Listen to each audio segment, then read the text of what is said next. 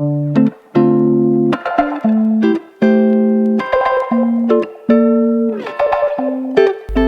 selamat datang channel Fit and Fun bersama aku, Lucky Nugroho.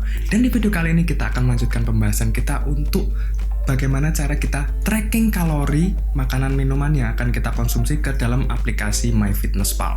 Nah, tapi aku ingetin dulu ke kalian, kalau kalian masih belum paham bagaimana cara membaca nutrition fact, saran aku kalian bisa tonton dulu videonya di sini sampai kalian paham, kemudian kalian bisa kembali lagi ke video ini untuk belajar bagaimana cara tracking kalori.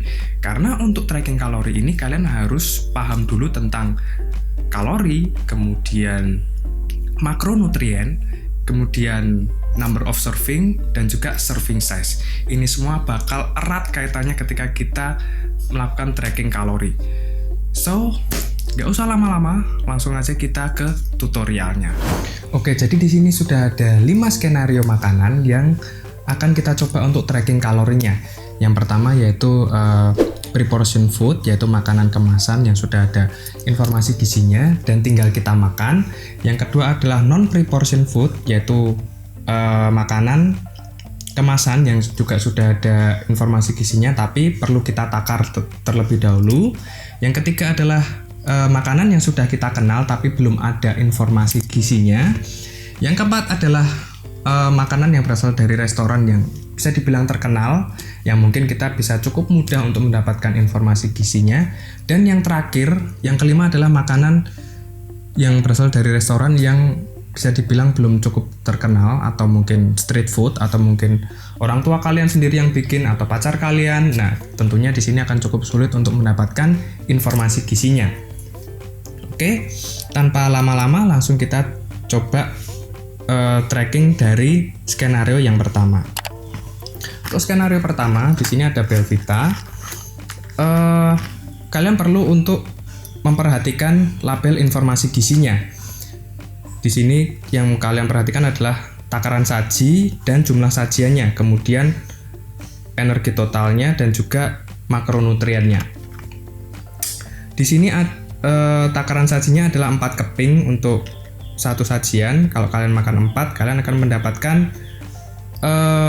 nutrisi sesuai yang tertera di label ini. Kalau kalian makan 2 sajian atau 8 keping, ya kalian nilai gizinya ini tinggal kalian kalikan 2 aja.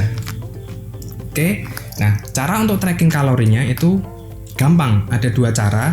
Yang pertama, dari kita bisa scan barcode-nya atau kita mencari dari database-nya. Kita coba dari scan barcode-nya. Kita klik add food, kemudian klik gambar barcode-nya, dan kita scan.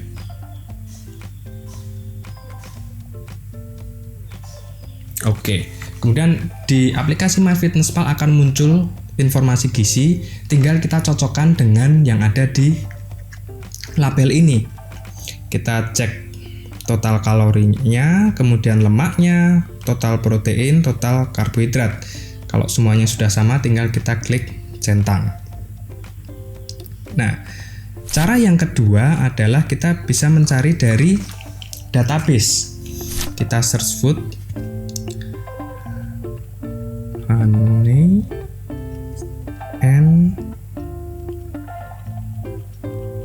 chocolate Belvita breakfast.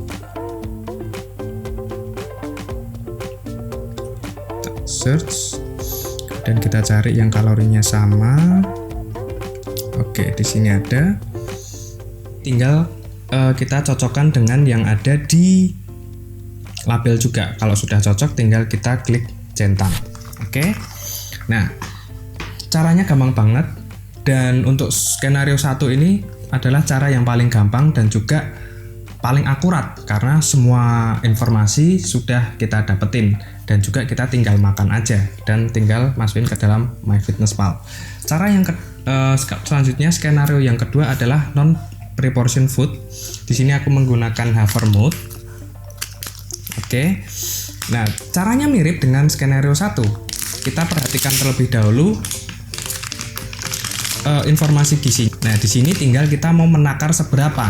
Apakah 1 sajian, 2 sajian, 3 sajian, terserah kita mau makan seberapa. contoh aja di sini aku akan makan satu sajian aja 35 gram. Kita timbang dulu. Kita timbang 35 gram.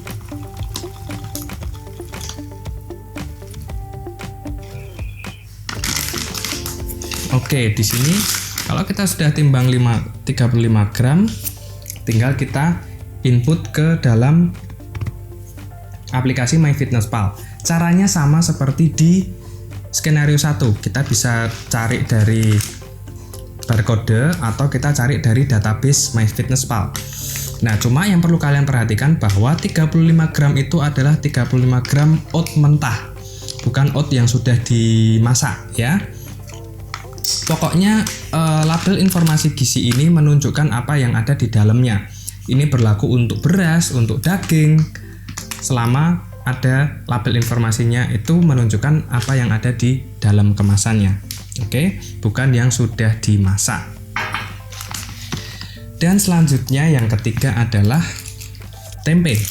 Nah, tempe ini kita sudah tahu kalau ini tempe, cuma di dalam kemasan ini nggak ada label informasi gizinya. Yang perlu kita lakukan adalah kita mencari informasi gizinya terlebih dahulu. Oke, kita bisa searching dulu untuk informasi gizinya tempe. Per 100 gramnya itu kalorinya ada 193, kemudian karbohidratnya 99,4, bisa kita bulatkan jadi 9,5, kemudian lemaknya 10,8 bisa kita bulatkan jadi 11, dan proteinnya 18,5. Nah, caranya untuk menginputnya ke dalam MyFitnessPal itu ada dua cara juga, bisa dari database atau kita membuat custom food. Oke, di sini kita create food, kita buat tempe,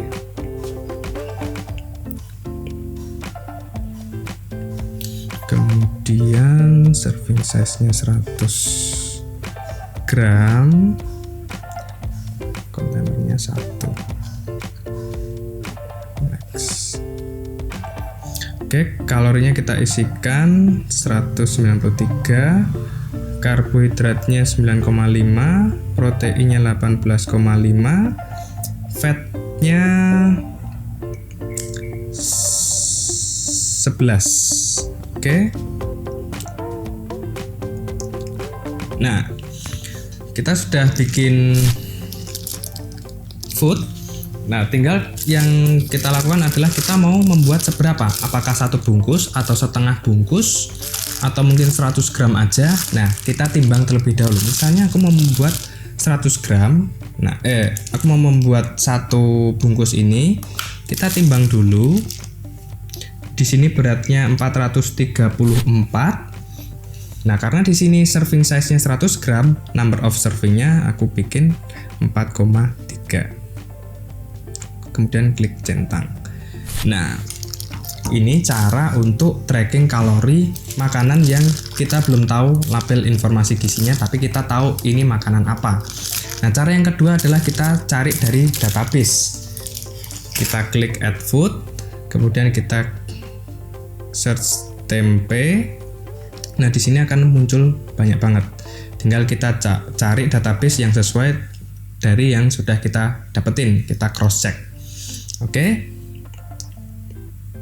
Nah, selanjutnya yang keempat adalah makanan yang berasal dari restoran yang cukup terkenal, yaitu di sini ada cheeseburger dari Burger King. Nah, cara trackingnya adalah kita bisa mencari dari websitenya untuk nutrition fact-nya. Karena kalau kita nggak mencari, kita cuma bisa mengira-ira kandungannya apa aja. Dan ini tentunya nggak terlalu akurat kalau kita melakukan dengan cara ini. Kita kan paling cuma tahu ini ada patty, ada acar, ada daging, ada keju, cuma sebatas itu. Kita nggak tahu takarannya seperti apa. Nah, yang perlu kita lakukan adalah kita cari dari websitenya. Di sini aku sudah ada. Oke, di sini ada cheeseburger. Kalorinya ada 282, kemudian lemaknya 12 gram, kemudian karbohidratnya 26, dan proteinnya ada 16. Nah, cara menginputnya, kalian bisa membuat dari custom food seperti yang sudah aku jelasin di depan tadi, atau kalian mencari dari database. Kalau kalian custom food, tinggal kalian input aja nutrition fact yang ada di websitenya ini ke dalam MyFitnessPal. Kalau kalian mau mencari dari database, kalian perlu cross check terlebih dahulu nutrition fact yang sudah ada di dalam database. Kalau saran aku, lebih baik kita membuat custom food karena akan lebih cepat dan lebih praktis. Oke, jadi itu cara yang itu skenario yang keempat. Dan skenario yang terakhir yaitu adalah nasi goreng yang aku beli di pinggir jalan. Di sini kita nggak tahu kandungannya apa aja, mereka pakai bumbu apa aja, dan kalau kita cari di database itu mungkin akan berbeda-beda nasi gorengnya. Oke, jadi mungkin yang bisa kita lakukan ya kita tracking semampu kita, sepemahaman kita. Nasi goreng telur.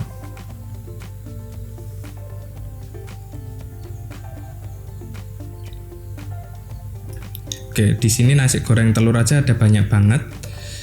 Anggap aja satu plate, kemudian kita klik centang.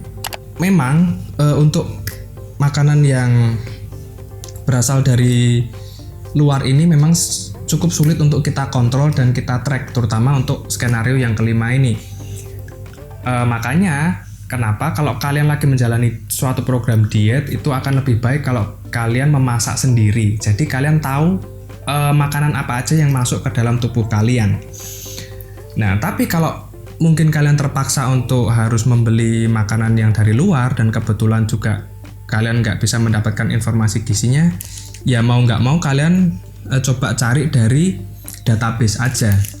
Walaupun mungkin tingkat akurasinya cuma sekitar 50-40% aja, tapi ini masih mending daripada nggak kalian track kalorinya.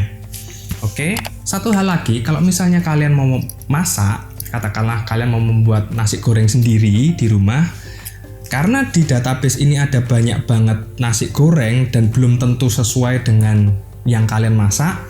Untuk meningkatkan akurasinya, kalian bisa masukkan bumbu-bumbunya.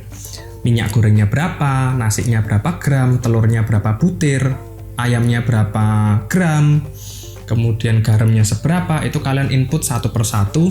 Nah, di situ akan lebih akurat untuk tracking kalorinya.